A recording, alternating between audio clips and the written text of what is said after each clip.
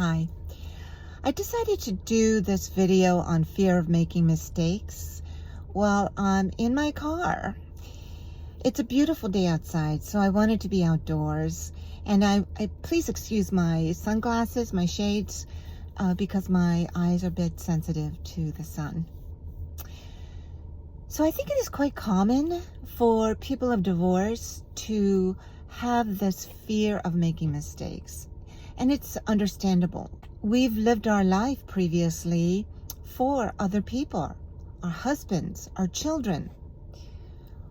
I know I didn't think about what my goals and needs were. My goals and needs were my children's needs, my husband's needs, our family needs. I didn't think about what my needs were. But that had a detrimental effect looking back, because I was unable to fight for the things that were important to me. I couldn't even articulate to my husband what it was that was important to me. It was too late by the time I discovered it. So after my divorce, I felt the burden of my life, of making decisions for myself and my children, my work, my home. I mean, everything. It was just overwhelming and it was paralyzing. So much so that there were times I didn't want to wake up in the morning and face it each and every day. I remember struggling with the question of who and what, if there is a what do I lean on to help me guide my decisions? Is there such a thing? Is there a book of life? How to do life? And I remember thinking about that. And you know what popped into my brain? Was the Bible. Because I remember thinking there's nobody that I respect enough to just take their word for it and follow their instructions. They don't know my life. They don't know what's important to me. So whose advice and whose opinions do I follow? There were none for me. So when I thought about the Bible, I thought, well, a lot of people say it is the book of life. A lot of people say it's the life's instruction book. So I decided to read it. And I read it from front to back. And I read it multiple times. And over time, I realized the God of creation that is described in the Bible. The God who loves me.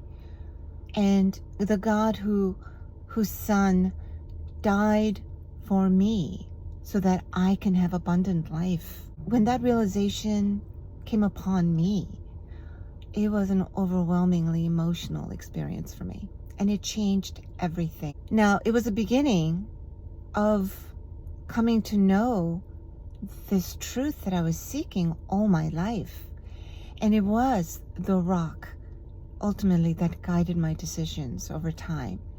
And it was the scripture that gave me the confidence to make risky decisions, to go out there and experiment and trust the word and for what it is and test it.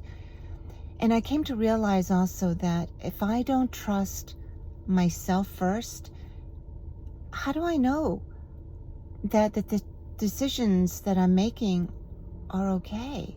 If I don't trust my decisions, how can I trust anything else? The things I read, the conclusions that I come to, the thought process that I have in coming to those conclusions. I am completely lost if I don't trust myself. So it was a decision that I made to trust myself. And then the next decision was to trust myself to make the corrections I need if I do make a mistake. And if I make the wrong decision, that it is not the end of the world, that I can take correction, learn from it, and make the correct decisions, or turn around, or do whatever it is I need to make to go in the right direction. So the process and the journey of overcoming our fear of making mistakes is not an overnight process. It starts with trusting yourself, having faith that you will learn, that no mistake is final, that our God gives us chance after chance to do it right, and to have grace for ourselves as God gives us grace, and to keep trying. Don't give up. When you do that, you're going to build confidence as you confront each and every fear.